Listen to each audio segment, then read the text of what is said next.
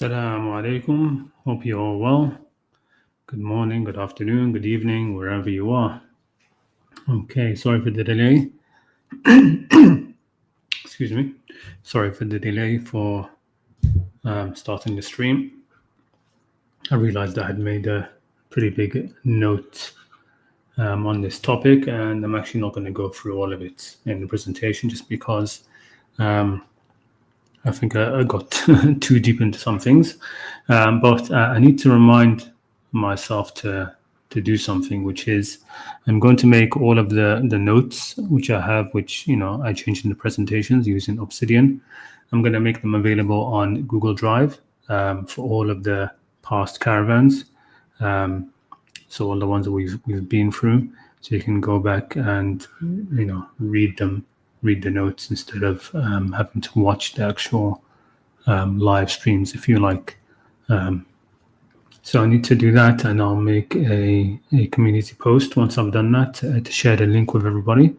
There are some which are missing because I switched laptops a few times and I lost those notes. Maybe I'll try to rewrite them, but most of them are there. I think there's maybe like 20 which are missing or something, or less than that probably. Anyway, Assalamu alaikum, Ayman, good to see you. We have Ayman with us. Let's quote some verses. Jazakallah khair. How to obey the messenger. Well, you can't basically now, right?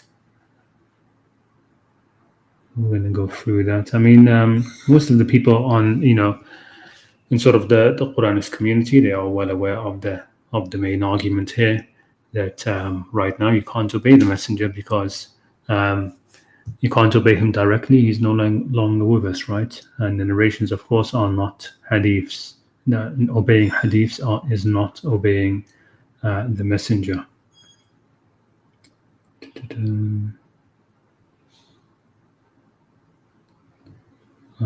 Just go through the greeting of Brother Muhammad. Assalamu alaikum. Good to see you. Zan Islam. Assalamu alaikum. Though,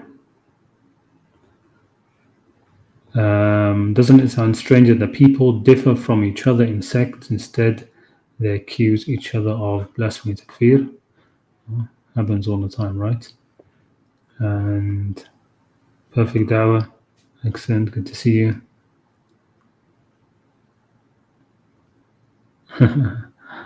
I mean, I get it. Yeah, we all get it, right? Assalamu alaikum. Interesting topic. I wonder how do we apply the verse to bring any dispute to God and the messenger while he's not around us anymore? Well, you can't, right? You can't. The guidance in the Qur'an is enough. We've said this numerous times. The Prophet had a mission. It wasn't just to be obeyed and stuff like that. He had a specific mission for his people as well, right? I'm going to talk about that verse and how it shows that it can't be about narrations and hadiths. I mean, following hadiths after the Prophet is refuted by that verse. But Allah sent the Prophet to the Ummiyeen, especially to give them the kitab and the guidance and to purify them. It's in these things that he had to be obeyed, especially while he was alive.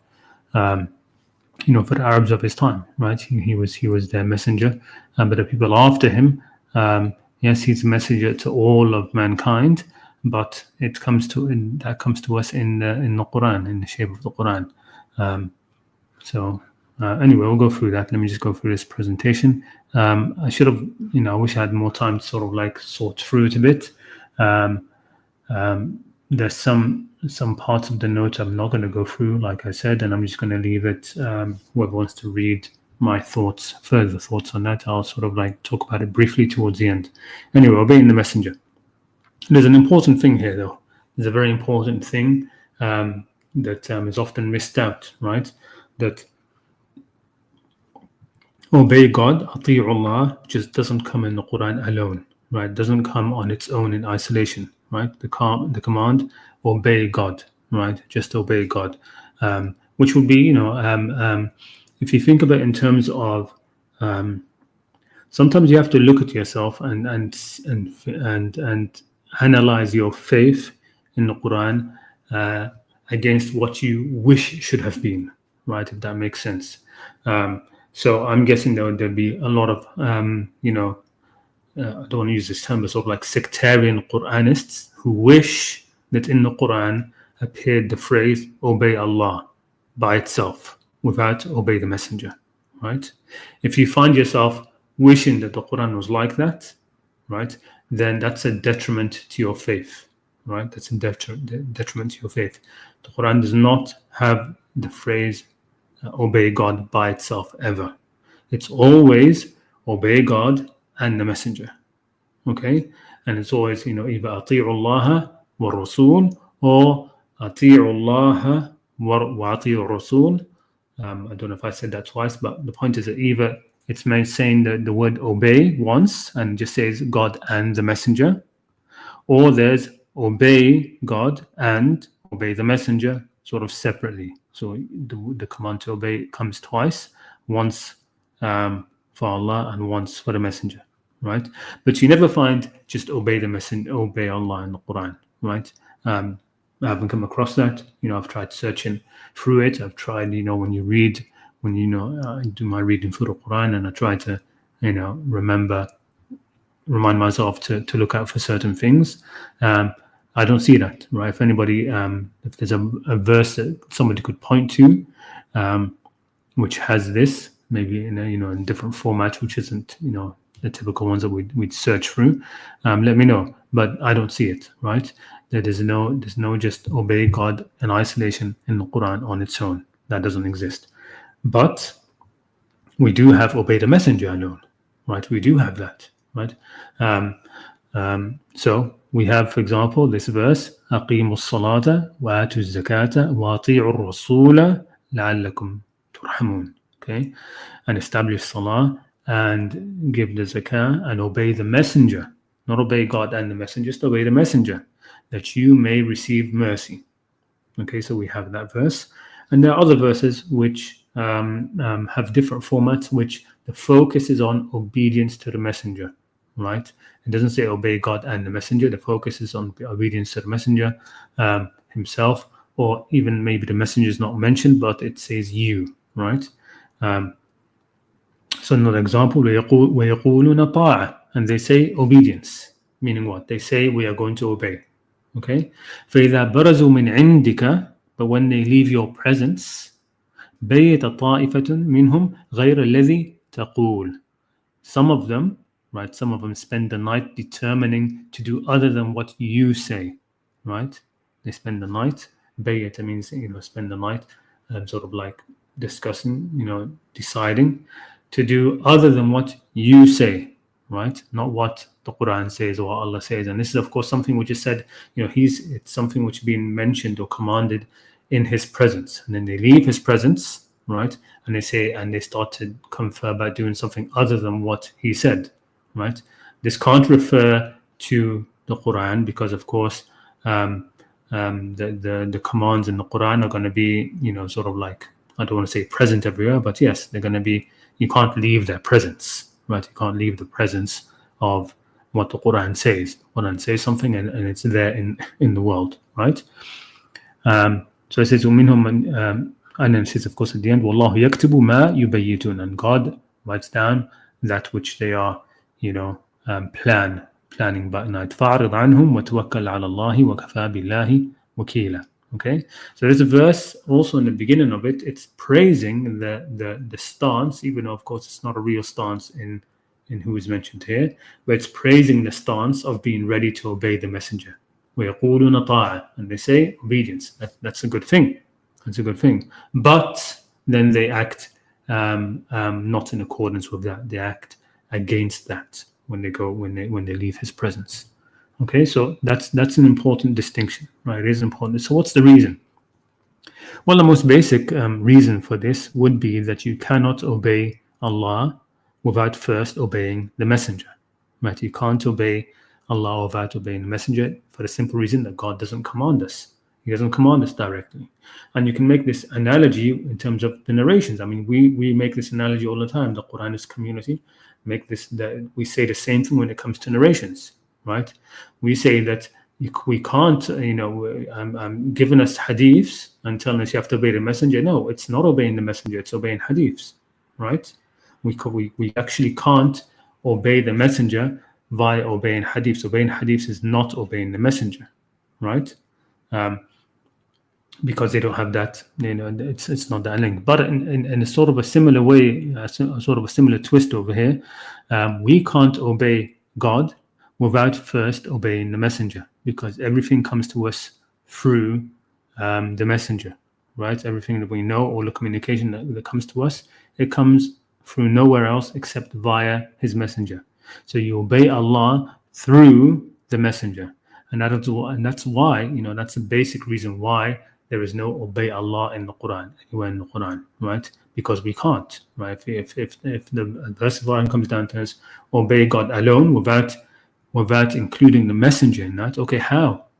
Okay, where is this command from Allah that comes to us alone, without the involvement of the messenger? It doesn't exist, right? There's no command that comes to us from Allah without the involvement of the messenger, okay? So that's why there's no obey Allah alone anywhere in the Quran.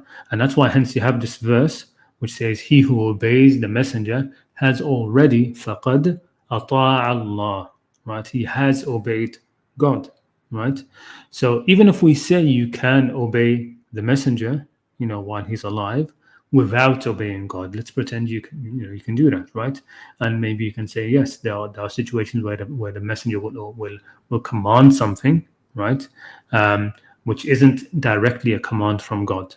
It isn't directly a command from God. He would tell you, for the people of his time, he was a leader as well, right? Even then, it is part of God's will that you obey the messenger. وَمَا أَرْسَلْنَا مِنْ رَسُولٍ إِلَّا لِيُطَاعَ بِإِذْنِ اللَّهِ. We have not sent a messenger except for him to be obeyed by the permission of Allah, right? That's Allah has given them sultan. أَتَيْنَا Musa sultan and mubina. We gave Musa sultan, right? They have authority to be obeyed. So let's say you can obey a messenger, right, without obeying God. That obedience to the messenger is still ultimately obedience to God, right? Allah has made it that way. He said, whoever obeys the messenger, he has obeyed God, right? He has obeyed God, because God himself will take the messenger to task, right? It's not for you or me to come and try to weed out when to obey the messenger and when not to obey the messenger, right? If the messenger were to say something which God does not want him to say, or does not, God will take care of it, okay? And it's basically stay in your lane, right? Your lane is to obey the messenger, right? And God will sort out any messenger who tries to go beyond that. And there are examples of that. And you have the verse in the Quran which says, about the Prophet himself, right? وَلَوْ تَقَوَّى عَلَيْنَا بَعْضَ الْأَقَاوِيلَ لَأَخَذْنَا مِنْهُ بِالْيَمِينِ ثُمَّ لَقَطَعْنَا مِنْهُ الْوَتِينَ, right? And if he were to say something other than what we wanted, right, we would have grabbed him by the hand, and we would have, by the right hand, we would have cut off his aorta artery. Some very stern things said to the Prophet if he were ever to teach other than what God wanted. So God is watching his messengers. He's watching what they are saying, right? And if they were to command something which God is not pleased with, he will sort it out, right? But on our end, we are to obey the messenger.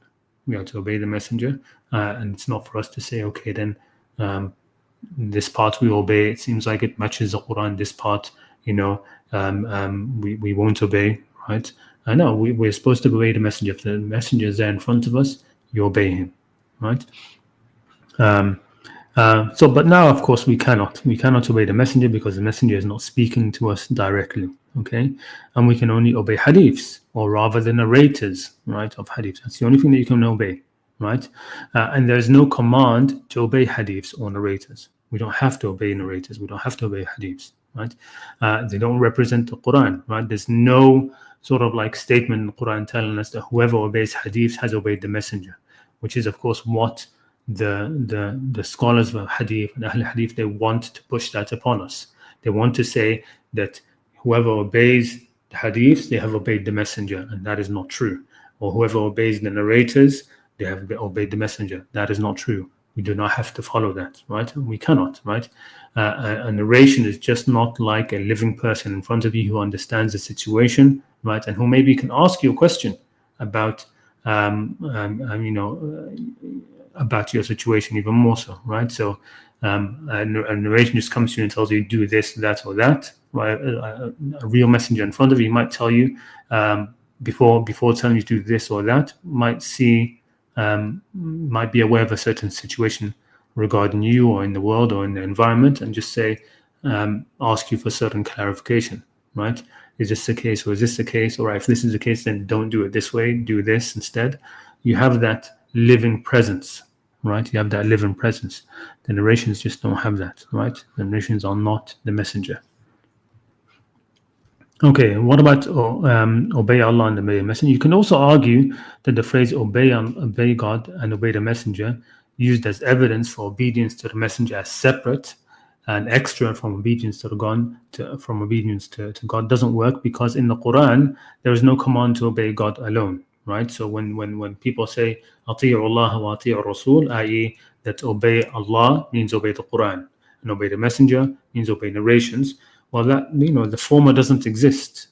The former doesn't exist, right? If we are going to separate these two things out, right? If we're going to separate obedience to Allah from obedience to the messenger and say that these are two different sources coming from two different places, well, if you separate them out that way, then the former doesn't exist. The former doesn't. There is no former which says obey God by itself, right? And we all know we can obey the Quran directly. You can obey the Quran directly, in that way. But you can't equate that to obey God in the Quran, right? Anywhere in the Quran, you can only obey the command, obey God and obey the messenger, to the Quran, right? Both together. As I said before, because you can't, everything that comes to us through the messenger, in any case. So that there's only ever the compound command to obey God and obey the messenger, right? I'm not sure if that comes across or not.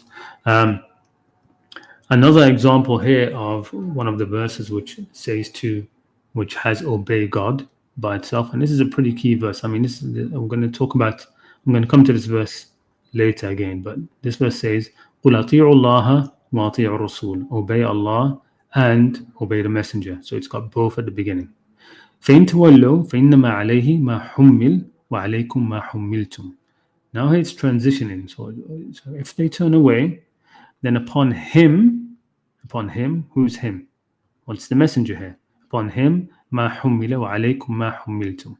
Okay? And upon him is that which he has been charged, and upon you is that which you have been charged. You have been made to carry the burden. Upon him is his burden. Upon you is your burden. Okay? وَإِن تُطِيعُوهُ تَهْتَدُوا. That if you obey him, you will be guided. If you obey him, you will be guided. وَمَا عَلَى الرَّسُولِ إِلَّا الْبَلَاغُ الْمُبِينُ. And upon the messenger, there is nothing except the clear proclamation. So this is very interesting, because this again goes back to what I was trying to say before, that in the end, obedience, because you cannot obey God without obeying the messenger, and because obeying the messenger is ultimately in the end obeying God, all of this it's almost like it's being condensed, right? If you look at this, the way this verse is structured, obey God and obey the messenger, that is being condensed into if you obey him, you will be guided, right? If you obey him, you will be guided, because in obeying him, right, you are obeying God, right? And in obeying him, you are following the Quran. In obeying him, any extra revelation that comes to him unique for that time, right, you are following that as well, right? And you'll be guided. So I just wanted to point this one out, because even though here is, this one, you can put it as one of the verses which is separate, which just says, obey the messenger by himself. The way this verse is structured, it's almost like it's condensing the whole thing of obey God and obey the messenger into this part. وَإِن تُطِيعُوهُ تَهْتَدُوا. It doesn't say, and if you obey, God and his messenger, you will be guided. It doesn't repeat it over here, right? It says him, and in the center here we have this section which talks about the responsibility upon him and the responsibility upon you, right? If you turn away, then upon him is his responsibility of commanding what God commands, of delivering the Qur'an, right? And upon you is your responsibility, what is upon you, right? And then it adds at the end, but if you do obey him, right, then you will be guided, right? You'll be guided because what he commands, right, is in the end includes what God is commanding. Okay. Now this section is very interesting. I want to actually go through this just to point out a number of times the word obedience comes up. Okay, it's in from verse 24. From Surah 24, 47 onwards. Surah An-Nur from verse 47 onwards. There's a lot of focus on obedience, and it comes back to this verse. This verse is part of this section. The previous verse we just mentioned. So it says, وَيَقُولُونَ آمَنَّا بِاللَّهِ وَبِالرَّسُولِ, and they say we have faith, right? We have faith or trust in God and in the messenger. It's interesting here we have آمَنَّا بِاللَّهِ, not, and doesn't say وَالرَّسُولِ and the messenger, and says وَبِالرَّسُولِ and with the messenger, the extra b here. Okay, وَيَقُولُونَ آمَنَّا بِاللَّهِ وَبِالرَّسُولِ وَأَطَعْنَا, and we obey. Okay, obey who? Obey again God and the messenger is obviously meant both. ثم يتولى فريقا منهم من بعد ذلك وما أولئك بالمؤمنين. Right, and then some of them turn away from that after saying obedience, after saying obedience, we will obey. They turn away from that, and these are not people of faith. وإذا دعوا إلى الله ورسوله ليحكم بينهم إذا فريقا منهم معرضون. And when they are called to Allah and His Messenger so that He may judge between them, you find some of them turning aside.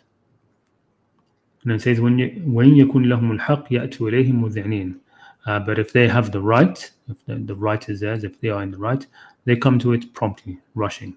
أفي قلوبهم مرض أم ارتابوا أم يخافون أن يحيف الله عليهم ورسوله. Is it that there is a disease in their hearts, or have they doubted, or do they fear that Allah will be unjust to him or his messenger? Right now here, of course, in here says or his messenger. أن يحيف الله عليهم ورسوله in Arabic, and his messenger. It doesn't say or, right? It says and. بل أولئك هم الظالمون. Rather, these are the unjust ones. And then it says here, إنما كان قول المؤمنين إذا دعوا إلى الله ورسوله ليحكم بينهم أن يقولوا سمعنا وأطعنا. So here we have another instance of we hear and we obey. So the only statement that the true believers, true people of faith, will say when they are called to God and His Messenger to judge between them is that they will say, we hear and we obey. Whatever we hear, we obey. Right? We hear and we obey. أولئك هم المفلحون. They are the successful ones.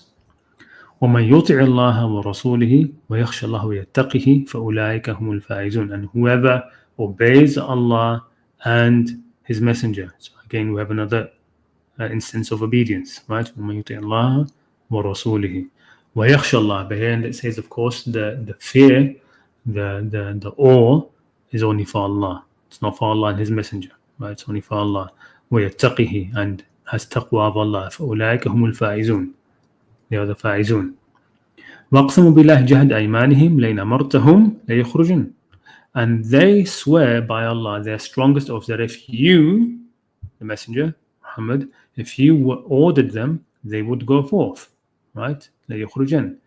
قُلْ لَا تُقْسِمُوا. Say, don't swear. Right? طَاعَةٌ مَعْرُوفَةٌ. Again, طَاعَة mentioned again, right, in this section. obedience is known. Real obedience is known, right? But here, of course, what the obedience here it's not to the Quran, it's to the messenger, and it's him telling them, when to go forth. This could be like in terms of battle, most likely, right? They say that, if you tell us to go out to fight, we will go out to fight, right? That's not the Quran here. That's the Prophet, the messenger, as the leader of the community, saying, commanding to go out to fight, right? And they say ta'a. Say they say we will listen, we will obey, and they're being told, don't swear. Obedience can be seen. Right? You don't have to talk about it, right? Inna Allah khabirun bima ta'malun. God knows what you're doing. And then we have that verse I mentioned earlier. قُلْ أَطِيعُوا اللَّهَ وَأَطِيعُوا الرَّسُولَ. Obey Allah and obey the messenger. But if they turn away, then upon him is what is his burden, and upon you is your burden. And if you obey him, you will be guided. وَمَا عَلَى الرَّسُولِ إِلَّا الْبَلَاغُ الْمُبِينُ. And upon the messenger, there's nothing but balagh mubin. He has to convey the message clearly. And then we have this verse. I'm not going to go through this. It doesn't mention about obedience, but it's just talking about the promise of God. وعد الله المؤمنين وعد الله الذين آمنوا منكم وعملوا الصالحات ليستخلفنهم في الأرض. That God has promised the righteous among you that He will make them established on the earth. Right? And then after that, we have that one of the first verses which I mentioned. وَأَقِيمُوا الصَّلَاةَ وَآتُوا الزَّكَاةَ وَأَطِيعُوا الرَّسُولَ لَعَلَّكُمْ تُرْحَمُونَ. And in the very end of the section, we have again now, obey the messenger on its own, right? Without mentioning, obey God, right? So it's a very interesting section. If you go back yourself and read through it, you see how often obedience is mentioned in just those few verses. We're going just from it's up to verse 56. We started at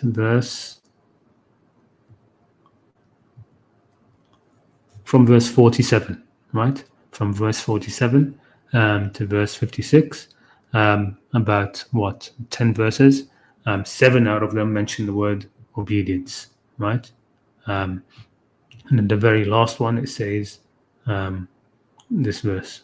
And, so in a way, I take it, as I said before, it's almost like condensing the idea again. So at the very end, it's just mentioning obedience to the messenger.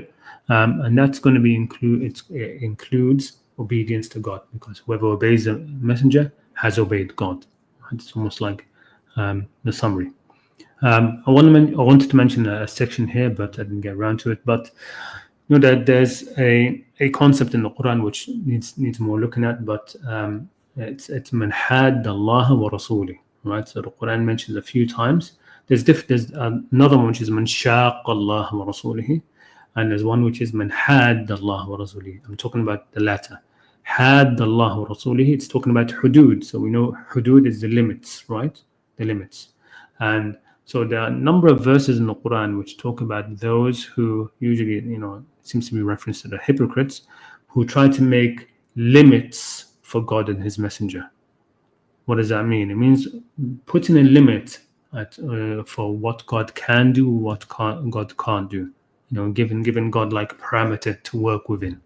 Okay, saying, "You, Allah, we let you work within this parameter, and outside of that, no. We don't obey you, we don't follow you." And the same thing can be with regards to the messenger, right? That you put the messenger within a certain parameter, right? And you say, okay, within this parameter is where you live, O messenger. We follow you, obey you within that, but don't overstep your limits. Don't go outside of your parameter, right, or perimeter, right? Don't go out of there, and that's basically giving God and His messenger limits, right? Giving God and His messenger limits. Now, those who push hadiths on us might want to say that we're doing that by not obeying the narrations. But again, we're talking about actual messenger, not narrations, right? Ignoring all hadiths, all narrations, is not putting limits on the messenger at all, right? It's not putting limits on the messenger at all. But again, a lot of this I'm talking about, I mentioned the last stream, that many of these things, I think the discourse in the Quranic community has sort of shifted beyond that, right? There used to be those who would say, even if I was alive during the time of the Prophet and he said, he commanded me to do this or that, I would not obey him. I would only follow the Quran, right? That's kibr, right? That is not following the Quran in itself, right? Which says to obey him. Okay, and the last thing I want to mention is a verse which is not usually brought up against hadiths. Most of the verses that people bring up against hadith, where it talks about, فَبِأَيِّ حَدِيثٍ بَعْدَهُ يُؤْمِنُونَ, which hadith after this will they have faith in? I don't accept, because of course those verses aren't talking about the actual narrations of hadiths. But this is the verse which people don't often mention as being against hadiths, right?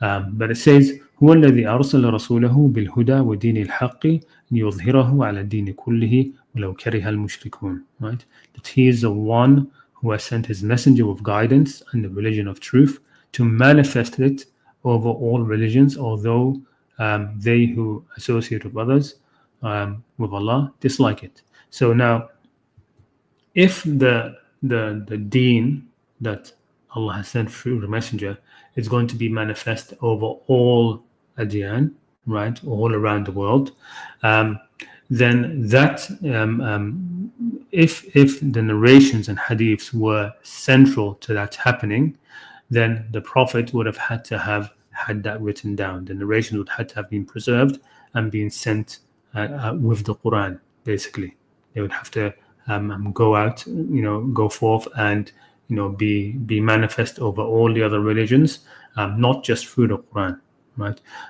If narrations and hadiths were central to the deen, then they would have had to have been written down by the messenger. The messenger here would have had to have written it down so that it would exist in pristine form, so it can overcome the other religions, right?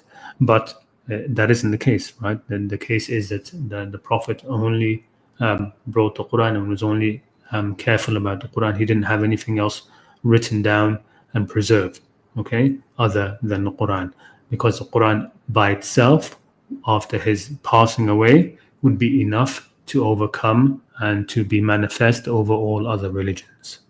Okay, so this is a verse which I take can be used as an argument against hadiths, right? Because the Prophet did not try to compile his narrations or his sunnah or anything like that, so that it can help in conquering the other deens after him. So I wrote it over here. If the messenger had wanted us to follow him in anything after him, he would have had it written down himself and spread, just like the Quran. And I take the narrations that say that the Prophet prohibited from writing down his sayings other than the Quran, right? I think that, which of course are contradicted by other narrations, other hadiths, which say you can write what he said, but I take them to be as political forgeries, right? The narration saying don't write down narrations, they're political forgeries, because that is what allowed the spreading of false narrations, right? The fact that the narrations weren't written down in the early period, right? That's what allowed later authorities to forge narrations, okay? And the Prophet wasn't naive enough to think that people would not spread his narration. So, him trying to counter that and saying, don't write anything from me, no, that would just be naive and silly, right? But nor was he encouraging it, right? Nor was he encouraging it. But the idea that he was prohibiting people from writing down his sayings, I think that's far-fetched. I think that is far-fetched. Okay. Last thing I want to mention here, my warning about not having the attitude of the kuffar and munafiqeen now, right? It's just because there is no messenger now doesn't mean it's excused, right? So in the last stream, I was talking about just the attitude of the hypocrites towards the messenger, right? Now the messenger doesn't exist now, but that doesn't mean having that attitude is excused, right? And agreeing with it and justifying it now means you take on some of that sin, right? Just like how in the time of the Prophet, the Quran blames the Jews who were there as if they killed the previous prophets, because they used to justify it. Okay, so it's part of the test of the messenger now to have the attitude of obedience to him. Right, you should have the attitude that if the messenger was alive now, you would obey, you would follow, right, and not try to think of setting limits for him. Okay, and I think right now there are people now, I think, who follow the messenger only because they never met him, right? How is that? Because, well, because he isn't a human being walking among us now, walking in front of us, and so he takes on a sort of a much more mythical idea. He becomes almost like the names of the idols, right? And that can happen, this kind of idolization, right? There are people who, if the messenger was living and walking among us now, eating, drinking, they would sort of like, he doesn't seem as great as he does for them now in his absence, right? With him just being a person of the past, right? And so that works favorably for them now in helping them to submit to being Muslim, to being people of faith in him, right? Whereas if they had met him, if he was alive now, that their faith in him would be less, right? People forget the idolization of the dead is easier because you no longer see their flaws. You no longer see them as just people, as humans, right? They're sort of like just names and symbols of the past. Okay, so and how Qur'anists sometimes try to say that people over idolize the Prophet Muhammad, which is true in many regards, but that same idolization. Tendency to idolize somebody of the past, which pulls some people into towards shirk, let's say, towards that end. Well, there are other people who they are pulled from the other end towards normality, if you take my meaning. So there are people who would have denigrated the Prophet, looked down upon him, scoffed at him, but now because he's this name of the past. In here, illa asma'un sammaytumuha. These are just names that you and your parents have thought up. But because he's somebody in the past, they still have that sense of idolization towards him, but actually pulls them towards the center, towards like treating him as he should be, ironically, right? So I wrote a bit about that. The tendency for people to idolize can work on both sides of the spectrum, even on those who are very critical of this Muhammad messenger worship. How so? Well, think about it as an emotive factor that pushes one into seeing the messenger in a more positive light, right? So human beings can have this tendency to just idolize somebody and of course see him in a much more positive light than they would without this tendency to idolize, right?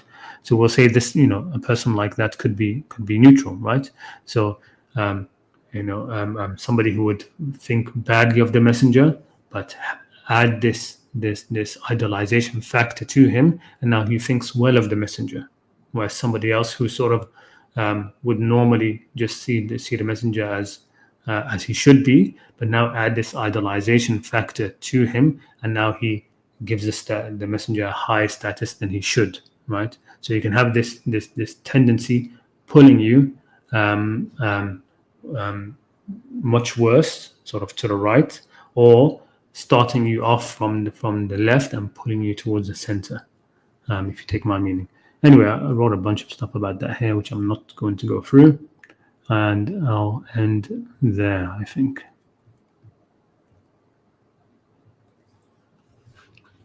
Okay, let me just have a look at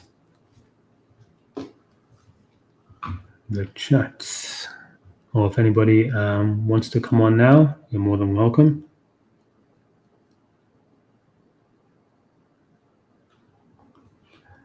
Why do Salafis always see visiting graves and making dua at grave sites as a big thing? Because they think the person who is doing that thinks that they are either praying to the person who is dead. I mean, it's a bit like what I just mentioned, this idea of idolizing things of people of the past or people who you can't see anymore, right? Spirits, right? People don't idolize. It's more difficult to idolize the person that you see walking in the streets, right? So the Quran says, quotes the mushrikeen as saying, "What is up with this messenger who eats food and walks in the markets?" Right? And they see that as something like a belittling, right? Um, they can't idolize somebody like that, right? Whereas somebody of the past can be idolized in that way, and also somebody who's dead can be idolized in that way. You can see him as more than human, right? They can become more than just a person walking out. They can become a name and be idolized. So that's how it is. Is repeating a minor sin a lot turn into a major sin? No, I don't think so. I know that's something which is mentioned, but I don't think so. Anyway, let me bring on Alif. Assalamu alaikum. Wa alaikum salam wa rahmatullahi wa barakatuh. Walaikum How you assalam. doing? I'm good. How you been? I've been experiencing interesting things. I've been troubled by the developments in Palestine. It's not Yeah. looking good, No, it's not. and it was looking pretty good like a month ago, 3 weeks ago, kind of, and then Well, it there always was a looks moment where it always looks good just before the president takes office, right? I mean, people forget that happened with Obama. A ceasefire just before he went into office, because no president wants to start his presidency with a war going on over there. So I think that's historically right. been true, and they always end up having a ceasefire. Um, the incoming president always forces a ceasefire before his inauguration, but You then might say afterwards, cynically that it's an American tradition to have a ceasefire in its 51st state, right? yeah, yeah, So yeah. yeah, it's I was hoping to be able to help some of these families I've been in contact with get Mm, over to Egypt, and they wanted to go to Egypt more than anything. And mm, then once Trump is like, we'd like you all to go to Egypt, we'll pay for it. They were like, we'll mm, die instead. And so they're like, okay, we'll kill you all then, like if that's what you mm, want. And that's sort of where we're at right now. yeah. I did get one young man. I encouraged one young man. He's 20 years old, lost his leg, open wound that's healing. And I was exhausted because I gave away so much money to like 7 or 8, a bunch of different families. And I'm Mm. just like, bro, just go to Rafa, like they'll let you through. And they did. They let him through. All right, But mashallah. right, I made dua for him like 3 weeks ago on a Saturday night, and the next day he's like, "Yeah, I'm in Egypt." And I was like, "Wow, that was fast." But then they're not lavishing him with free stuff. I think they gave him free lodging, but he hasn't gotten any medical care. They haven't closed his wound. They're not giving him any gauze or Mm, disinfectant, and he needs it mm, or he'll die. Like he'll get gangrene. I think he's maybe getting gangrenous already. So mm.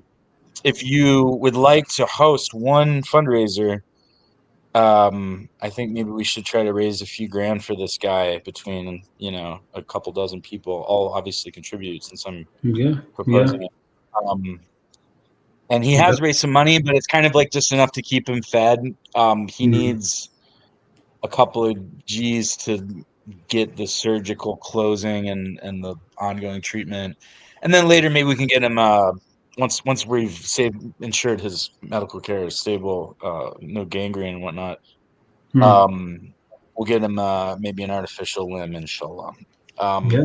And maybe he'll have survivor's guilt. A lot of Palestinians that leave, they feel like, oh, but now I'm away from my family, and I'm, I don't deserve the dunya kind of a thing. But he's a young guy, so Yeah. and there's other families who wanted to get out that have medical issues. Some of them, or they have young children, but these are not dire enough to qualify for this little escape valve they opened.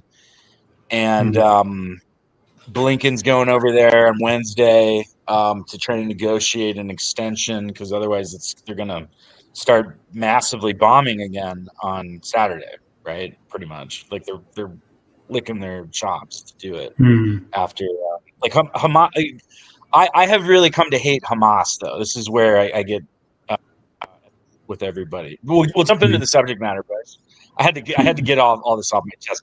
What do you think about Hamas?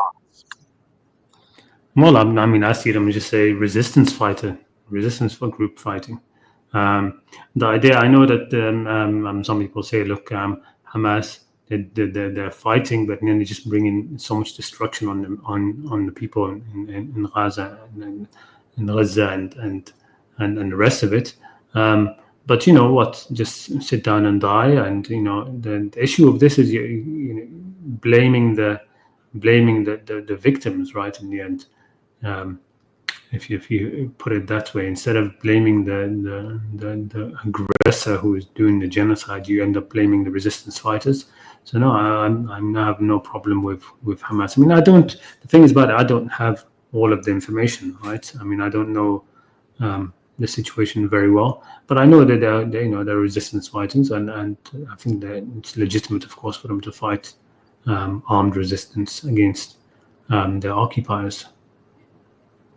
Sure, I don't dispute that. Well, let's not dive into it too much. It's a little more nuanced with them, but there's a weird exceptionalism that both Sunnis and Shias share about Palestine versus, say, Sudan or Syria. But anyway, it's been bumming me out, and it's going to be a tough Ramadan. In multiple ways. It's bumming us all out. I mean, but yeah, I mean, you mentioned Sudan. That's bumming me out as well a lot. I mean, Sudan is like a complete that's Munafikun at work. Yeah, so I mean, it's a complete failed state, and nobody knows really what's going on over there. I mean, there's a lot which is said, but you know, every Sudanese person I speak to, they say, "Look, I don't really know what's going on over there. It's just such a mess." Yeah.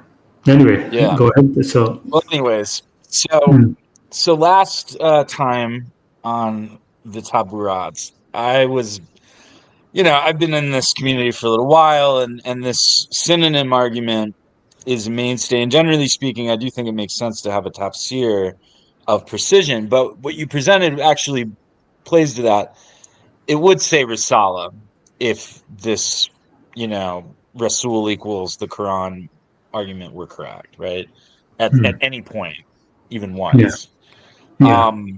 On the other hand, you know, we have make no distinction between the messengers.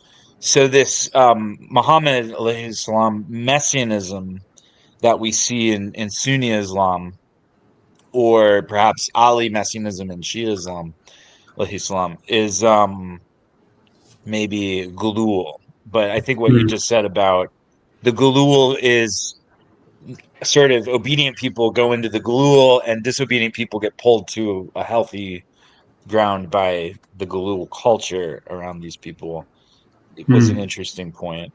I mean, I have I always nitpick that issue of. I mean, I see it as more of a mantra than any, and the whole make no distinction between messengers, right? It's not. It's just not, and I don't see it as accurate at all because لا نفرق بين أحد منهم doesn't mean make no distinctions, right? I think that's one of the early things that happened. There's a lot of early things which happened which took hold in the Qur'anist sort of like atmosphere, which I think were very inaccurate, very false, but it just took up steam like a mantra, right? And then they've just stuck around, right? One of them is of course like that, the verses which say not to follow any hadiths but the Quran. I don't accept these of the hadiths. This in the same way, the idea that make no distinctions between the messenger. No, it says لا نفرق بين أحد منهم, right? We don't separate between them. Tafriq, we don't make different teams of it. Like a fariq is a team, like a football team, right? Oh, okay. Right? A fariq would be like a team. This is one fariq, and this is not. We don't make them into different fariqs. We don't make them into different teams. They're all in the same team. That's what I mean. It doesn't mean that there's no distinctions between the messengers, right? There is a lot of distinction between Sure, messengers. they had Otherwise, different yeah, characteristics. Their different messages had characteristics, different different. messages, but even some were put over others. تلك الرسل فضلنا بعضهم على بعض. I mean, it's explicitly said, right? These are the messengers.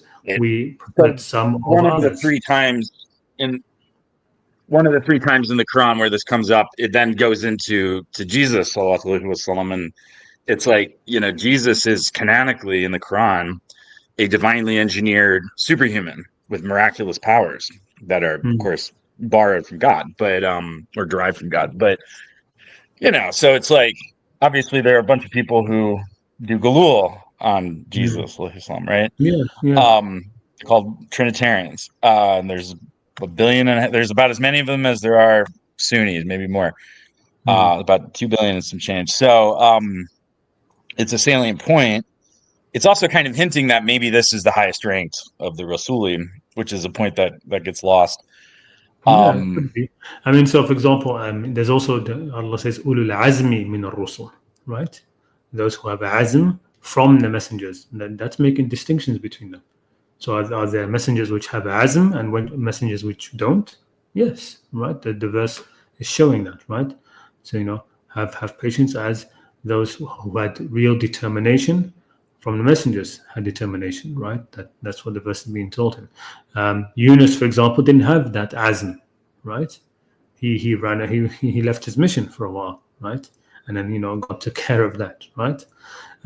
So the Right. idea that messenger, that there's no distinction between the messengers, like I said, I think that's just a mantra that got in and it stayed around, right? And people have clung onto it again because of this sort of sensitivity, right, around any issue about preferential seeing the Prophet Muhammad as unique, or anything special about him, right? So there was this aversion in the Quranist space very early on, which still exists, of course, about any this hypersensitivity about any kind of like praise towards Muhammad, anything like that, right? So it's like, no, we're going to treat Muhammad same as we treat any other messenger, and there's no difference. No, he's in the end our messenger, right? It's quite a callous stance of ingratitude, right? It's like saying we're going to treat all parents the same. Well, all parents are not your parents, right? Your parents are your parents, right? You should treat them. Well, I mean, I different. was raised in the Catholic Church, so like Christ is my, and also as a European person, I'm American, obviously, but via Europe, I have some Hellenic Jewish descendancy, and some, even if it's not the classical descent from antiquity claims, may be false, but just that's how genetics works, right? We're also like descended from the Ahlul Bayt, which I'm going to get to in a minute, but so like Christ is my messenger, right? Because he came to Bani Israel, and I'm a part of that, as are like a billion white people and a bunch of other people as well, right? There's a hadith. So you're talking about Yunus. There's a hadith where the prophet is alleged to have said, "Don't mistake, don't exceed in praise for me. I'm no better than Yunus." Alayhi salam. And Yunus was somebody. I think narration is like, don't say I'm better than Yunus, right? Yeah. Yeah. Because but Yunus did a good. He succeeded, right? So like he's kind of an underdog, and he wobbled on the mission, but he succeeded. So that's a postman par excellence. If you wanted to take a low nabiology like that, right? But remember, ما على الرسول إلا البلاغ المبين, right? Upon the messenger is only the clear proclamation, right? The people believing or not believing, that's not under the messenger's control, right? It's not under messenger's control. Banu Israel rejected Isa, right? Banu Israel till this day, mostly they reject Isa. So it's not a blight on the messenger or anything which is a favor on him, that people followed him or not. In the end, it comes down to how well the messenger did his job, right? And so somebody like Noor. Yeah, go ahead. Sorry. The prophecy of the Messiah was that the nations would know the God of Israel. And this played out. And you might attribute that to Paul's marketing, or you might attribute it to a dispersion of movements. And then Paul seemed to be the front runner, back projection, because we have his writings. But the point being that there were a lot of Bani Israel outside of the Al-Huds who were not these munafiqun, who were sort of in this power position and placating Rome, who then, persecuted him unto martyrdom, however that physically played out, and, whatnot, regarding, 4157 interpretations. But the point is, he did a jihad and he submitted to martyrdom as his mission, and this had a catalytic effect. And even though it got hijacked by munafiqun like Constantine, who tried to make it this thing where the divination, the deification of emperors, like Augustus centuries before had called himself a son of God, in this Greco-Roman concept of demigods, right? So they twisted it, right? And then maybe arguably people like Irenaeus were misguided in their sectarianism, and they threw out the baby with the bathwater. Anyway, so that's a whole. I'm writing this book, inshallah, in Ramadan. I'm getting it started, about what happened there. But the point is, there were a number of Hellenistic Jews throughout Asia Minor before the Seljuk Turks made it Turkey, and Greece, and throughout the Mediterranean, who ultimately were a big part. It wasn't all just Gentiles. That's kind of this Lutheran, Pauline-centric thing. The Epistle of James is kind of addressing them out in the diaspora. So, Bani is, and it's a Talmudic back projection that Bani Israel is only 20 million people. It's actually like 1 to 2 billion people, right, by now. So Brother Muhammad makes this point sometimes, because he had Jewish ancestors in the last 100 years. But even, just the genetic dispersion. So anyway, so I'm going a little on the weeds with Jesus here. So when I was listening to this last week, or last 2 weeks ago, at first I was having a little bit of a crisis of faith. I'm like, this was something I was wrestling with in Who Are the Qur'anists and all that year before I wrote it, which is, why is this God-only religion demanding that you have like certain designated, so it's all about no associating with God, but except for these guys you should associate, right? It's a little bit of a paradox. And why are I can see why Salafis are against like Shia and Sufis making tawassul and istighatha, these proxy du'as. But why are they so against Qur'anists that you can't be a Muslim unless you take on this? It's a bit of a paradox. So when you made that point so well, bro, in your presentation, you really did a nice job. I was like, no, he's right. And then it's like, what does that mean? And then it kind of thought, well, why not Christians can, as long as they're sort of Unitarian and they can love Jesus a lot, the way that Muslims do all this praise on Muhammad, alayhi salams, and maybe tawassul might be okay. And where does it end, right? And then I thought, okay, well, what hadiths? So this is authorizing the hadiths that are actually true, but we have mutawatir hadiths. So I'm inclined to believe in the one preventing, prescribing against the writing of the hadith. In the Muwatta Malik, Aisha says that I used to pray duha, allegedly, right? But I used to pray duha, but the Prophet was careful not to do it because he thought everyone would then think it's fard. So you can see that from that there's this great care around the scoping and containment of this thing, this extra Quranic power of wahi and authority, right? And trying not to like bida your own religion in a funny way, right? Not to like give the concept of bida too much credit. There's another thing about bida, and the Muwatta Umar says Tarwi is a good bida, so this throws out Ibn Majah, like every bida hellfire thing. Anyway, so it's not good. Not go down that waste of time rabbit hole. Obviously, if a bida makes you mushrik, then it's going to send you to hell, right? Or has you do murder, whatever, right? So moving on. So then I'm thinking, okay, so what hadiths are true? And I think you and I will both agree that Hadir Khum the Ahlul Bayt version is one of those true mutawatir hadiths. And of course, you get some other buttressed mutawatir versions of that, right? The Qur'anic version and the Sunni version. But I agree with you that I think the Ahlul Bayt version is correct, and that it doesn't necessarily entail all of the elaborate imamology of particular Shia sects. And so I went from having this crisis of faith to having what felt like a pretty big guidance wave that Sunday. And because, I came on late and I was going to hop on and chat, but I hadn't listened to the presentation, so I would have talked about this then. And yeah, I mean, basically, I feel like it's correct to be a Shia with like a lowercase s, in the sense of, like, for instance, I talked to you a few times ago about the Mutaziliya as being a Quran-centric madhab that we can claim as a tradition, so that guys like Umar Kadamiri will maybe say, no, well, you deviants, but you're not kafirs, I guess. Yeah. We'll agree to I'll put you on the outside of this circle, but you're in the circle, right?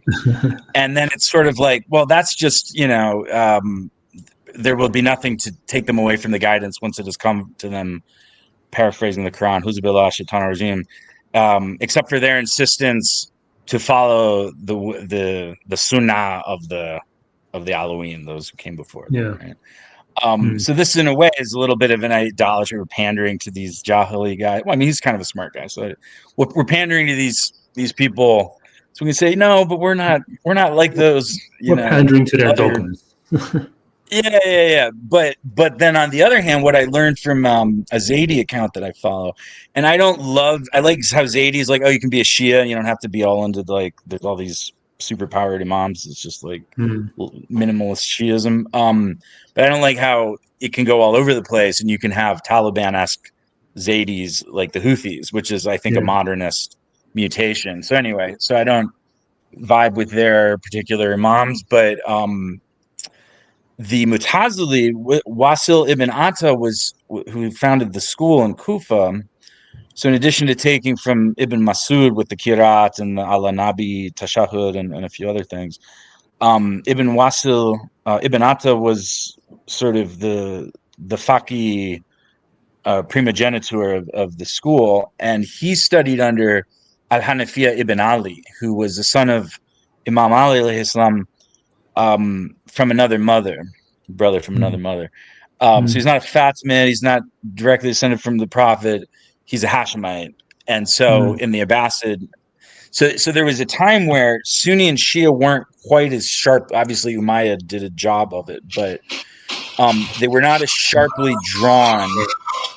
Sorry. In that's okay. In the Abbasid period. And then even Ahmad ibn Hanbal, who sort of brought about the inflection point of the decline of the Abbasid Caliphate, in my opinion, he had this idea of like rehabilitating the Imam Ali character and putting him in this Rashidun pantheon and so on. So it was like very mixed. And this strong Nasibi thing got revived in the post-Tabi'in version of that. Yeah. So anyway, so say what you will about the flaws of that school and the flaws of the Minha era Abbasids before they became sort of taqlided with Hanbaliya, with the Ash'ari Aqidah, the divine supercomputer, and so on. There's the Aqidah, you could argue, is a part of the Sunnah vis-a-vis this authorization of Ali, and Ali taught this in the Nahul Balaga. So I was skeptical, okay, is the Nahul Balaga back projecting on stuff that Mutazili smarty pants guys inducted in these Mutakalimun debates, and then they say, oh no, this was Ali, or is it legitimately something he said in his time? And given this link through one of his sons to teaching the founder of the Mutazili, it seems like, maybe that tips it for me that, maybe it was legit. Maybe that those Nahul Balaga Aqidah Hutbas are legitimate hadith as well. So this solves the Aqidah issues, that there is a correct Aqidah. Not necessarily going to be a kafir or a mushrik for believing God has composite hands or composite metaphysical knowledge organs or uncreated Quran or whatever. I met a Mutazili on the progressive Islam thread yesterday who believes in uncreated Quran. So that's cool. We get to have ikhtilaf. It's cool, you know. That's a mad up for you. Get to have lively debate. But yeah, so that's kind of where I'm at. And I think there's a lot of problems with the Shia. I think it's a very underexplored realm of criticism in our Quran-centric community. We've criticized and picked apart Sunnism to death. And it's like, okay, we're like, it's like not even interesting anymore unless people need to like get caught up on it, right? But so like I hang out with these Batinis, and they say some Gulati stuff that is like not Orthodox Twelverism. Some Ismailis, some sub types of Twelver. There's an Alavi in the group. He's a pretty nice guy from Turkey. This one guy who's Nusayri, he left the group because it's like he's too far beyond the pale. He like joined Nusayrism. So he can't even. He's not even like, you know. He's like too mushrik for the Bettini group chat. So I'm like the Bettini Matazli because I believe in a certain amount of mystical stuff, but with a low nabiology, a low imamology, and whatnot. And so that's what I take away from it.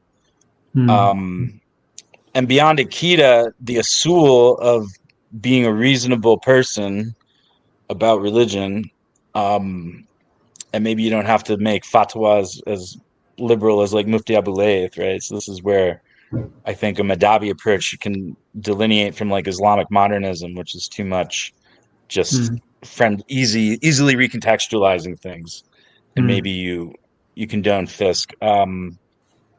That would be another thing that we can take away.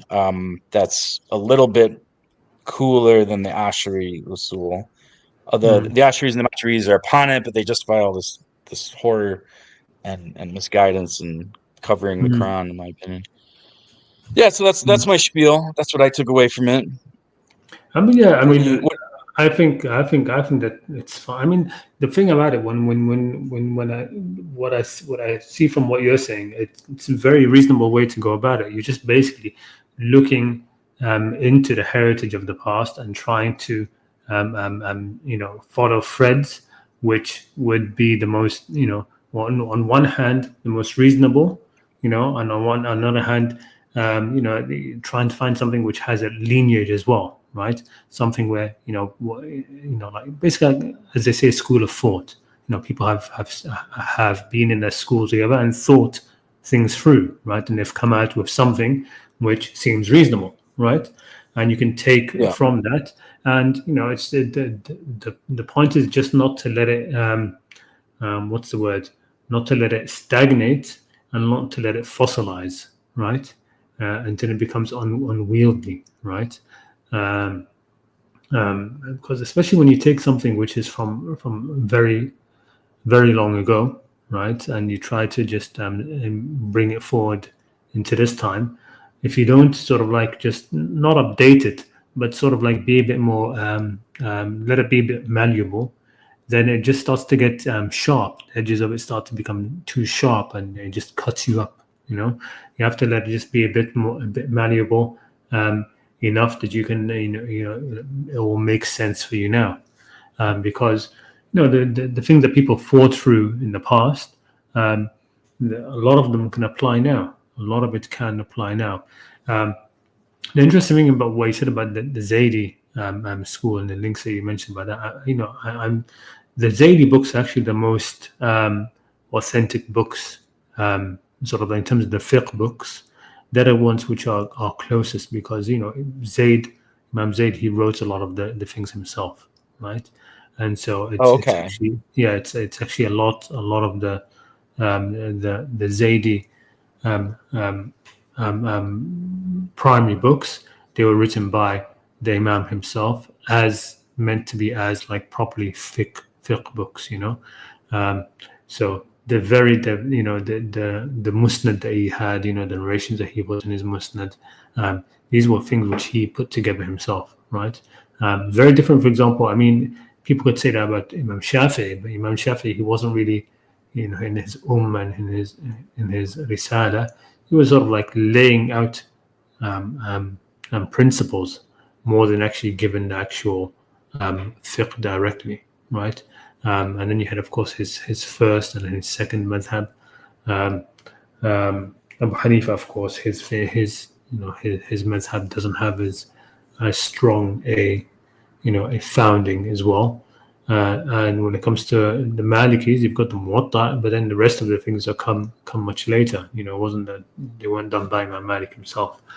But that's what I've heard. I mean, I've looked a little bit at some of the Zaidi stuff, but not much, and that was quite a while ago. But it's one thing which I know about. It's in the Zaidi books. The fiqh books are very, very well documented back to Imam Zaid. Yeah, I'm gonna try to do a little Zaidi read up during Ramadan just to get an idea. Well, I think you raised some good points about madhabs in general, so I'll just try to quickly rapid fire address them.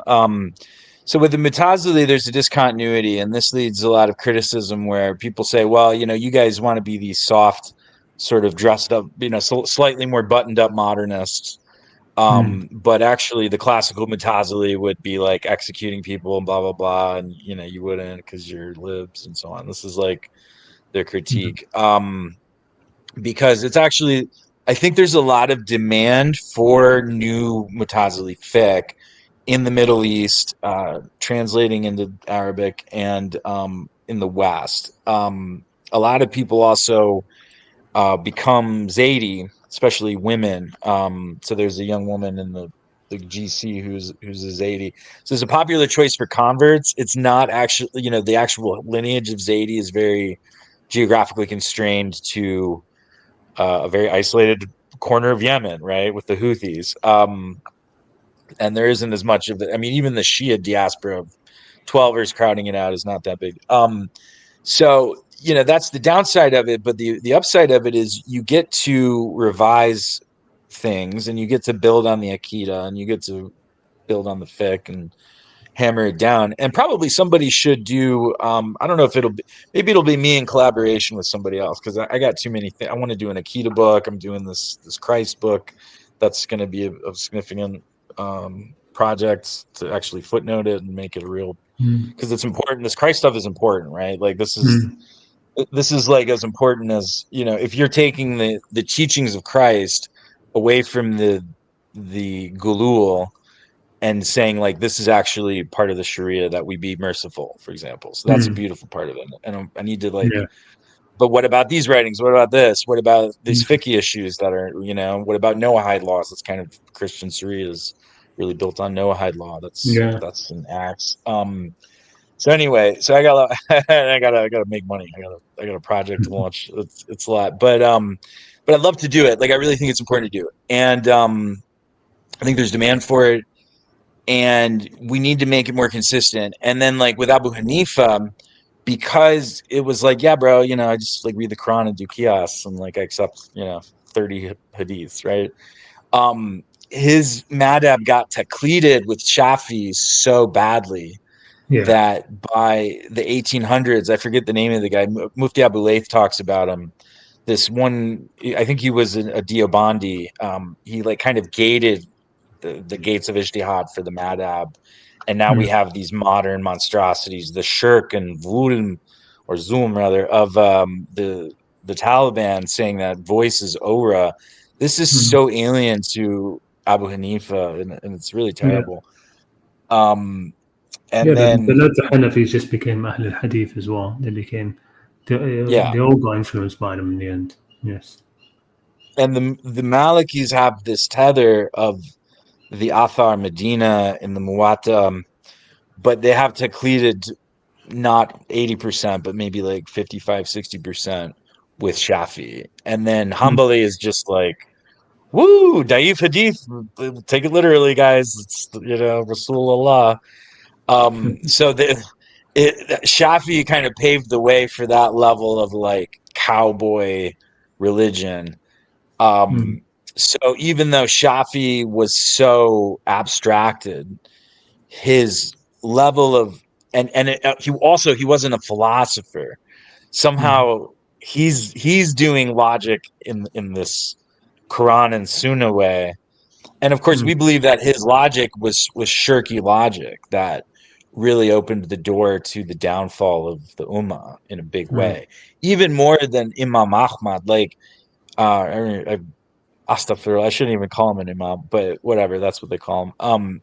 He wasn't that big of a deal during the Minha. He even conceded to the Quran creation thing just so they would stop whipping him. The story that like 80,000 people went to his funeral and 30,000, 20,000 Christians, something like that, and 10,000 Jews all converted to Islam that day. That sounds like mythology. It's the same way that they say Abu Hanifa had a deathbed confession where he's like, oh, by the way, the Quran is uncreated. Like, this is all back projection. This is mythologizing these guys.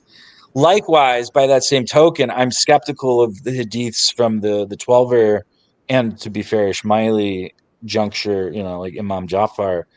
There are like theopathic hadiths where they say, oh, Allah, we're Allah's light, blah, blah, blah. Like, but then again, maybe they're true. Maybe that's like the Gospel of John hadiths might be true, and they just have this Unitarian weird mystical meaning that is sort of like the hyper extension of what we're talking about with Prophet Muhammad Islam, is that he's special and different things apply to him. But yeah, some more work to be done, and definitely Quranists should stop dying on this hill of one particular reading. Nobody, like, if people take it seriously and they go through this and then they do tafsir and they stay in Islam and they have deeper faith, it's cool. A lot of the opponents aren't, it's just becoming an impasse. But then what we end up doing is we end up having to debate about the hadith science's epistemology being flawed and start, playing zombie apocalypse with all these daif hadiths that have been misrated. But at least you're on the same epistemic playing field, and they'll say, okay, yeah, I guess you're a Muslim. I think you're a deviant, but I guess you're a Muslim, right? And maybe they'll take your reform argument seriously if you take that position. And then I would also say that the deeper principle here is, with like God alone.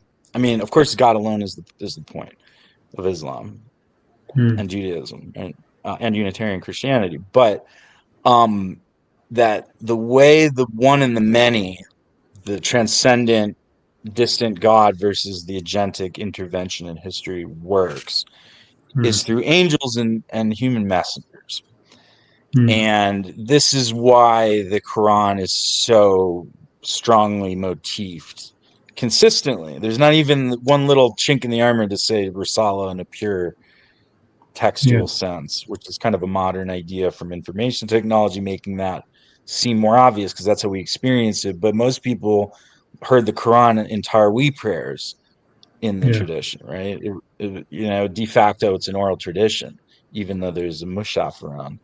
But most people didn't have the ability to read it, right? That was an elite thing. So when we think about what, like with Christ, and it's like, you don't have to be a Khawarij. There may have been like a jihad element. I guess there was a jihad element from Toba 116. It's mentioned that this is a promise binding in the Torah and the Injil upon the believers. So that's one of the most interesting smoking guns, even more than like the Paraclete question. That's kind of the opening interesting thing, and then I'm going to get later on. I'm going to get to this kill or be killed. It's not even like go let yourself get killed. It's like kill or be killed, right? It applies the distributed property, so that's interesting. But nonetheless, the idea, like the bro asked, why are Muslims so sectarian? And part of it is that when you read things, you're going to arrive at different epistemological conclusions, and then you're going to be, and then if the text is like very strongly divisive about who's in and who's out, as the Quran is, you're going to tend to be tempted to be sectarian. And then the Quran says, don't be sectarian, you'll be a mushrik, right? So this is like quite an unfair challenge. It's quite, or maybe it's fair, but it's quite a challenge. And the way out of that is to make sure that you have this emphasis on the mercy. And I don't know if the Quran alone has enough of that. Like you have to really zoom in to the motif of Ar-Rahman Ar-Rahim and kind of overlook the very pointed exclusionary rhetoric and like we're going to torture these people in hellfire rhetoric, which is it's a solid threat as well, right? Is including in addition to being rhetorical. Well, I'd say the way out of it is, I mean, the Quran gives it as just holding on to basically establishing the muhkamat, right? So I feel in terms of that the issue of why people get so divided, I think it's part of it is essentially comes down to that the idea that God did put muhkamat and mutashabihat, right? And Right. it's part of that is to see who will basically try to trump the muhkamat with the mutashabihat, and try to basically create fitna and disturbances for everybody about it, right? The point is to keep the muhkamat always in sight, right, and to keep them as foundational and fundamental, right, and not try to cause disturbance with the mutashabihat, with your ta'wil of the mutashabihat, right? So But that's where a we lot don't of know exactly what is what. So for instance, 433, I'm sorry, 434, the infamous Dabura yeah verse, could be even though it is a prescriptive verse, it's not a had, it's not like a public statute prescription. It's domestic. It could be mutashabihat. Like you're not literally abandoning your wife in bed. It's a euphemism, right? So maybe the dabura is a euphemism, and it is a test, right? This is like how a lot of us tend to read it, right? So another example would be, but it does seem like a well, I moving mean, verse to a lot of people, right? And they go, I "Well, mean, of course I can beat my wife. Here it is, yeah, right?" I mean, this is what I would say to her, because you're right. Of course, some people will look at one verse and they say this is how which this is mutashabih or this is muhkam, or people not agree with what is the muhkam or what is the mutashabih, right?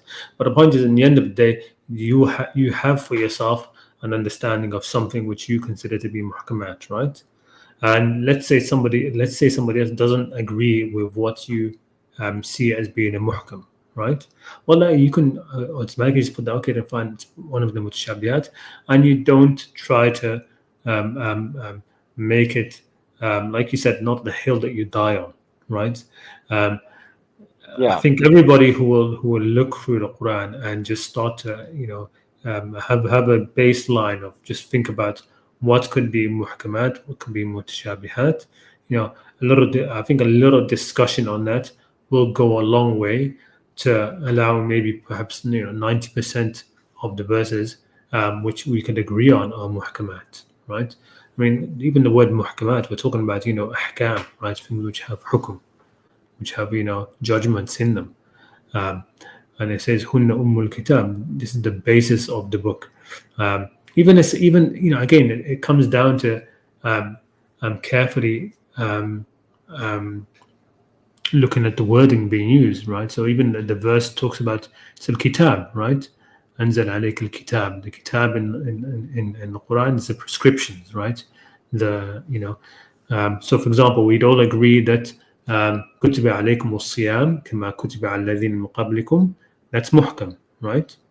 I don't wait, think which any verse is that? that what's it called? Fasting is prescribed for you as it was prescribed to those before you, right? I think Oh, okay. everybody would take that as muhkam, right? And the other ones, which all the other verses would say kutiba alaykum, it's prescribed upon you this or this or that. Kutiba alaykum al-qital, right? Fighting is prescribed for you, even though you hate it.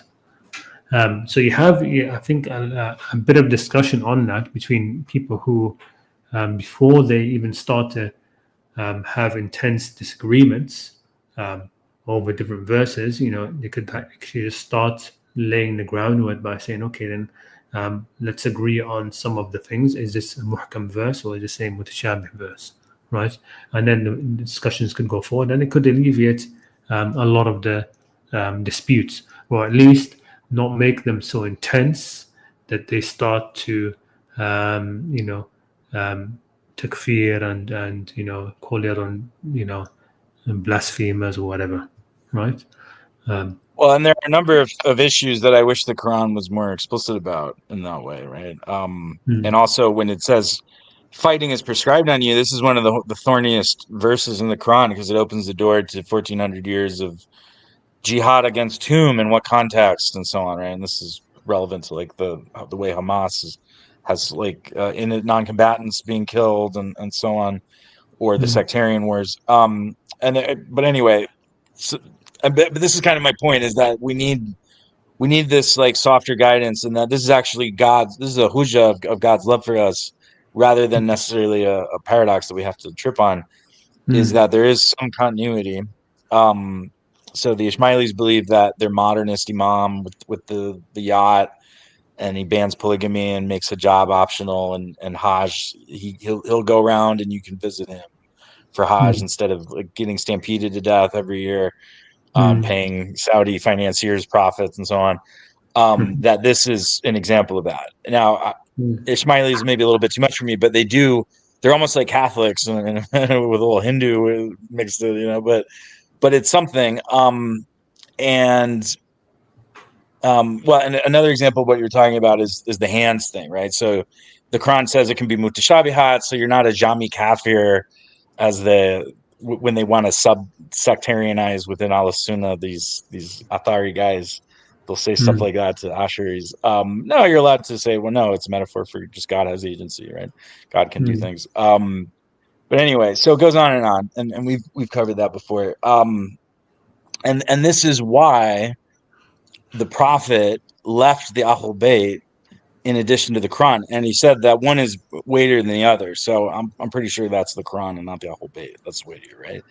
And he says, "This is your Mawla, and he is with the Quran, and the Quran is with him." Right. So this kind of also reinforces that he was referring to the Quran as the weightier thing. So it's basically what you were saying in your response to Jonathan Brown Part 2, which was a great video. And then of course, why would there be 12 imams and then it just cuts off? So I was listening to some 12ers talking about it, and they're like,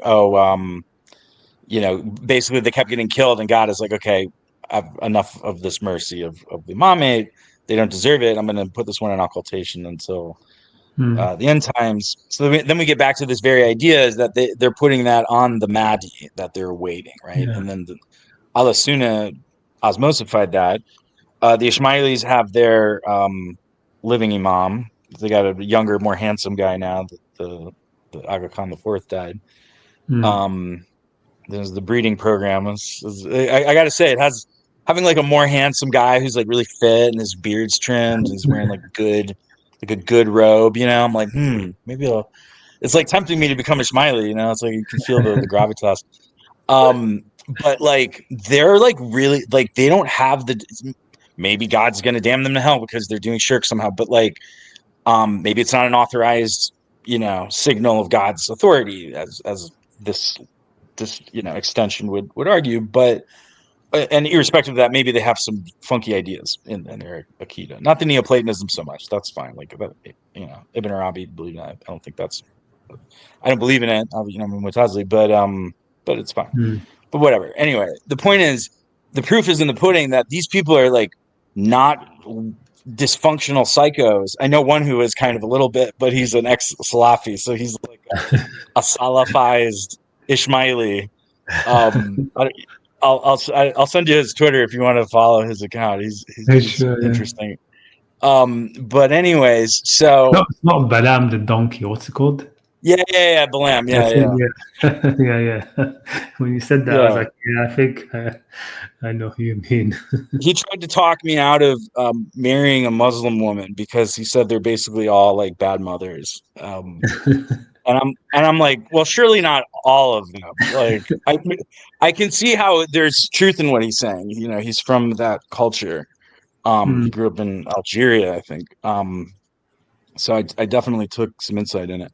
I think the thing is, a lot of Muslim women want to marry Western. They want to get out of that system also, right? So I think there's truth to it, but it's like, but anyway, so I mean, this is the point: is that we need more love in Islam, right? Yeah. And the Ahlul Bayt are a great, and Christ are things that are sanctioned in Islam, that are great.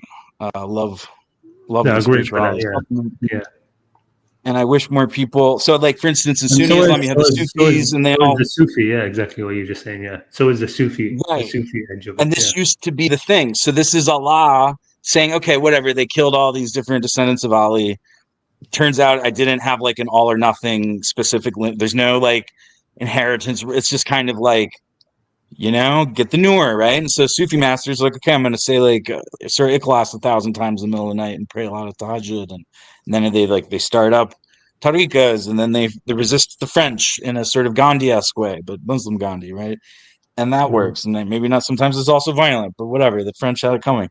Um, they didn't like kill the French babies. Is the point? Like they did it the right way. And so basically, Allah is loves us enough that the guidance continues to flow. Yeah, I mean, And what you're saying about yeah. continuation of the tradition and stuff like that. I mean, the most direct link to that in the Quran is the verse about it's not for all the believers, all the faithful to go out and fight all together. That there should always be a group that will stay behind to gain understanding fiqh in the deen, so then they can warn their people, right? So that is supposed to, that shows that there should always be a core group of people who should be studying, right? Should be studying the religion, right, in order to be able to help other people, to warn other people. And it's interesting that it's warning specifically, which is mentioned, though, isn't it? It's not like it's saying so that they can give, Bashir and Nadir, to give good tidings and warnings to their people when they come back. It specifically says to warn, right? So that sort of comes down to the idea that in the end, it's taqwa that will save, right? So you warn people of not committed oppression, not doing this, not doing that. Like again, the verse which says, if you just stay away from the major sins and indecencies, then all else is forgiven, right? So to just warn people about that, I would say mostly. But again, Yeah. that verse does tell you that there is this sort of divine view that there should be people who should be studying and conveying, right, and warning. Well, regarding the major minor sins thing, so the classical Mutazili probably would have upheld the Hadith of Ibn Abbas that said that there are 700 major sins and minor ones become major ones if they are continued, and it's very frightening, right? But I think Ibn Abbas is kind of like the John of Islam. He's not the Paul, but John was also like a kid that was like young enough to be alive late, and then his writings kind of eclipsed others. Assuming they're authentic. But so I think modern Mutazili would disagree on this one because it's really not Quranic, as you point out. There really are far fewer major sins as far as explicit Quran goes. One problem with Quranism without any hadith is that, like, for instance, I was arguing with I didn't argue too much because it seemed like a waste of time, but there's a young woman who had a really bad relationship with her father. So she's very tempted to just not talk to him ever again, or her mother. I don't know which it was. And I'm like, well, what about this verse? It's like honor your father and mother and the Torah. Like, this is a pretty core commandment. Just send an email like twice a year. Just send like a little, hey, how you doing? Just send like a 1-2 sentence email twice a year, and satisfy it. She was like, no, I don't have to do it. And then there's like hadith, like whoever doesn't do it is going to go to hell. There's like all these hyperbolic hadiths that by that same language, like applying your tafsir of like, it's only a major sin if the Quran is like, do this and you're going to go to hell. To hadith, everything would be a major sin, and you would be on that Ibn Abbas tack, right? Which is where you get into this sort of Hanbali or even Shafi Taqlidid kind of hyper legalistic Islam. So that's a major point of fit, because that actually matters to most people, not so much Akida or Mamology or Nabiology, right? This is like, am I going to hell? Have I done anything that I need to repent of? And how many things are so serious that they could tip me over?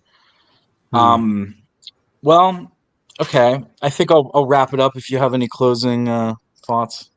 No, that's it. That's it. I mean, it's always great to hear from you. When are you going to be? So you've got the projects that you're trying to get out right now, or you're focusing on. You said you've got that one about Isa, and then you're doing, what was the other one again? So you had that one about Isa. Yeah, Finding Injil is what I'm gonna. I started a few pages last year, and I'm going to. But then I did so much research, and it's like what I started with. I'm basically gonna trash it, I think.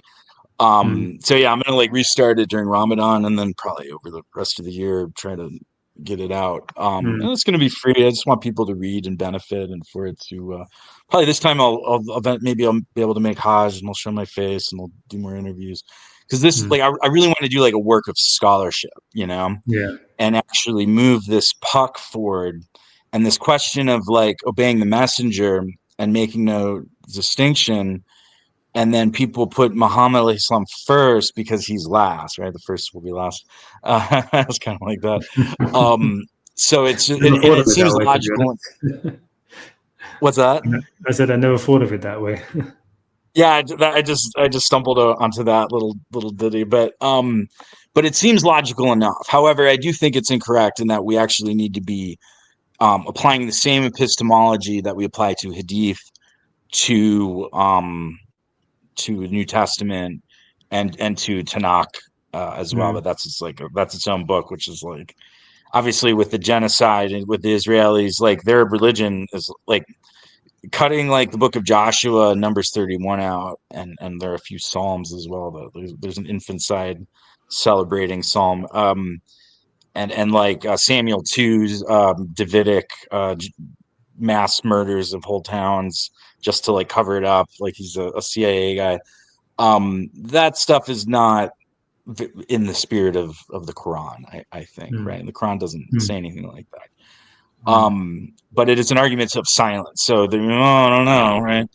And it's almost like all these hadiths that are attributed to Muhammad Islam. But anyway, so then what I would like to do subsequently is a book of Aqidah that takes set theory, quantum physics, AI, all this heavy metal stuff. I've been listening to the Theory of Everything podcast and listening to real scientists. And this is a level of intellectualism that has been grossly neglected. So I think that would be cool. Something like Gödel Escher Bach, but Islamic, right? I don't know if you've heard of that book, An Eternal Golden Braid. Well, it's all about strange loops, right? So the Christian Trinity theology in its maybe more in the Orthodox sense is a strange loop epistemology, but also the way the Thomists kind of like to talk about it is that it has to be true because it has this reflexivity to it, essentially, and the way that it refers back on itself. And we're like, well, no, there's just Tawhid, right? And you don't know, you don't have to have something like that. That's 2 cubed by half, right? But here's infinite number theory, and here's blah blah blah, right? So that's going to be called a divine elegance, but that's that I want to do as an even bigger, I want to pull in all kinds of fields of knowledge, and it's premised on the idea, first off, that divine simplicity, divine complexity. So for instance, not Maturidi, Islamic Neoplatonism would be a divine simplicity thing, like Platonism in general, right? Thomism is a Trinity adaptation of this, where you start out with this logical, primitive idea of God as pure existence, and then everything flows out of that. And then divine complexity is well, we just read Revelation, and God has one leg and two right hands. Whatever you cobble together from the text, you'll mash it into a complex theism. So that's it kind of belies reason. So divine elegance is a middle point where we say, God has these, it's sort of like divine simplicity, but has these attributes, and like the Mutazili, and then later Ibn Arabi and Mulassadra and some others explore, these are unified in the essence. And this implies an elegant sort of almost mathematical curvature to how justice prevails in the sorting algorithm of God's cosmos and divine justice that we'll experience on Judgment Day. And then taking from that an epistemological idea that there's no real difference between metaphysics in these classical explorations and things like mathematics and quantum theory and cosmology, that it's all one, right? It's like a really like profoundly Tawhidi approach to interdisciplinary philosophy and logic and so on.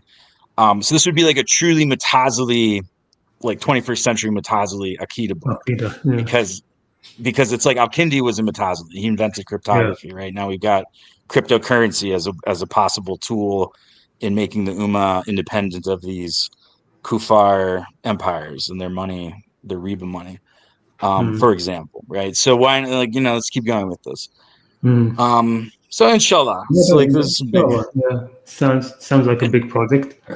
But yeah, it's a big project. As far as like a fiqh book goes, I would want to like team up with like an actual somebody who's more studied than I am in fiqh, but like collaborate on that. And I know there are like old Mutazili sheikhs around. I just haven't found them on the internet. Maybe get Mufti Abu Layth to come do a forward or lend some Maliki counterpoints to battle test some of the. I mean, like, I think we need to it has to be a collaborative project. And I think it needs to be done. I just don't know who the dream team is to do it. So inshallah, we will be brought together.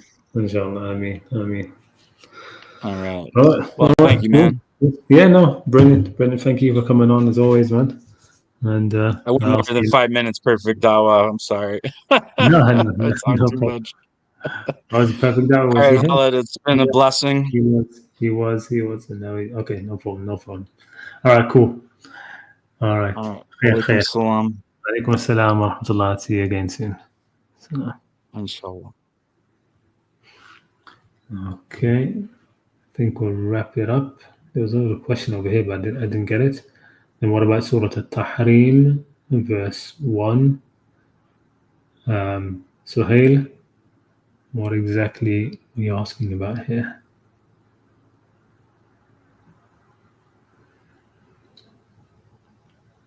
All right, so if you were listening, Ali, you did mention that, right? The idea that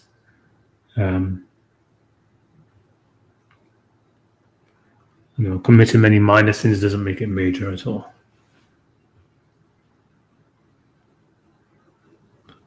Okay, maybe Suhail has disappeared.